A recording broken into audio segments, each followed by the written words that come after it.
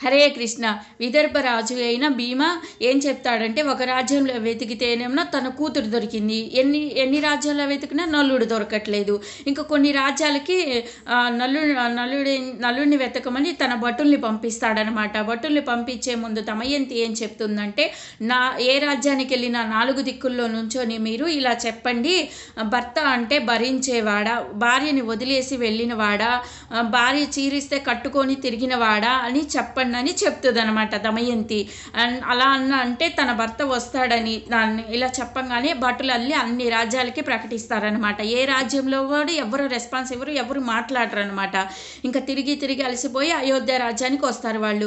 అయోధ్య రాజ్యంలో దమయంతి చెప్పింది మాటలే చెప్తారనమాట. చెప్పంగానే నలుడు వస్తాడు. వచ్చి ఇంకేంటంటే, భార్య అంటే భరించేది, భర్త తప్పు చేసినా చెప్పకుండా మనసులో ఉంచుకునేదని చెప్తాడు. దొరికిపోయాడు ఇంకా నలుడు.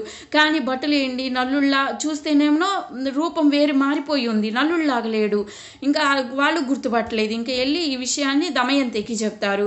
అమ్మ చూస్తేనేమో వచ్చి మాట్లాడాడు, ఈ విషయం చెప్పాడమ్మా అని చెప్తారు.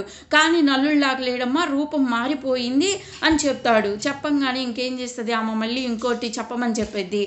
విదర్భరాజు అయిన భీమ తన కూతురికి దమయంతికి పునర్వివాహం స్వయంవరం చేస్తున్నారని ప్రకటించమని చెప్తుంది అనమాట. ఇదే విషయం అయోధ్యకి వెళ్ళి భటులు మళ్ళీ చెప్తారు. చెప్పంగానే ఇంకా అక్కడ అయోధ్యాధీశుడైన ఎవరు ఋతుపర్ణుడు, ఇంకా తీయండి రథాలు, మళ్ళీ స్వయంవరం అంట, దమయంతికి వెళ్దాము, దమయంతి అందంగా ఉంటుంది కదా, వెళ్దామని తీయండి రథాలు అంటారు.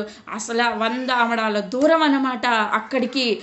విదర్భరాజ్యం అక్కడికి 100 ఆమడాల దూరం అంటే చాలా లాంగు. అయోధ్య ఎక్కడుంది, ఉత్తరప్రదేశ్లో ఉంది. విదర్భ రాజ్యం మహారాష్ట్రలో ఉంది. మధ్యలో మధ్యప్రదేశ్ ఉంది, ఛత్తీస్గఢ్ ఉంది. ఈ రాష్ట్రాలు ఇంకా చాలా రాష్ట్రాలు దాటుకొని వెళ్ళాలన్నమాట. అది తెల్లవారితేనే పునర్వివాహం స్వయంవరం అని చెప్తారు. చెప్పంగానే ఇంకా ఏమవుతుందంటే, తీయండ్ర రథాలు అని అంటాడు. ఆ రథాలని ఇంకా చూడు అలియాస్ బాహుడు అని పేరు మార్చుకుంటాడు నలుడు. ఇంకా రథం నడుపుతాడు ఫాస్ట్గా, సూపర్ ఫాస్ట్గా. తెల్లారేపాటికి అక్కడ విదర్భ రాజ్యంలో ఉంటాడు. మధ్యలో ఏం జరుగుతుందో చెప్తా. హరే కృష్ణ.